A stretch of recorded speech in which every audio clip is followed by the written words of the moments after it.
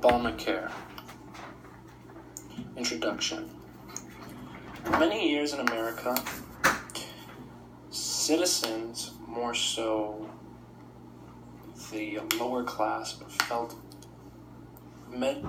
medical insurance was just way too high for them to afford. This resulted in many people not being able to afford health care. And without health care, you cannot go to the hospital without paying massive hospital bills. So this made people feel like they couldn't go to the hospital at all. The major stakeholders in this case were insurance companies, as they had potential profits to lose, and the American people, as a lot of them just needed to go to the hospital and just practically couldn't. Agenda setting. Many citizens grew tired of not having access to affordable health care and demanded that the politicians they voted into office make a change. Many people voiced their concerns to lobbyists and politicians, which then made President Obama informed of the problem. Policy formation. Obamacare was created in an attempt to answer the demands of the American people. Obama, Congress, and the Democrats who worked on the act were the major players in the formation of Obamacare. Congress was needed in order to enact this act. Policy implementations. President Obama and his party were responsible for implementing the policy after it was passed. The Affordable Care Act granted millions of people health care in the United States.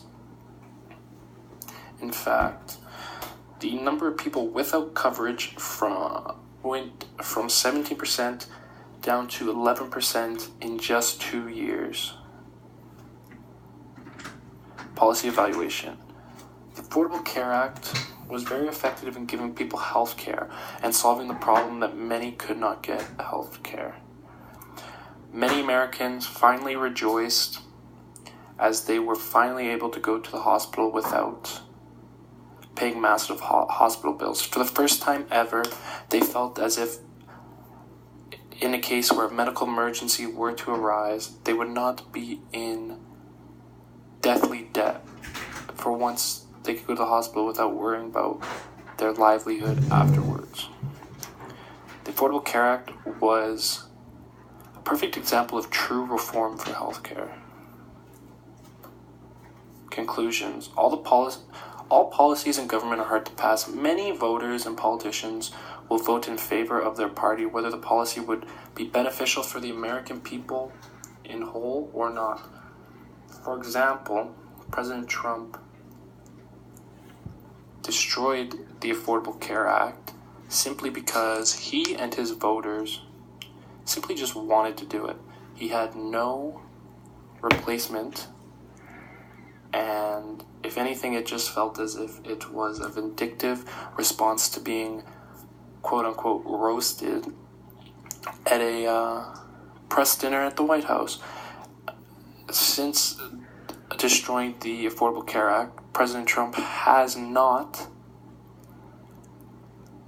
made a suitable replacement, but he and his party are okay with that, and they are okay with leaving millions without health care because they believe it's what is best.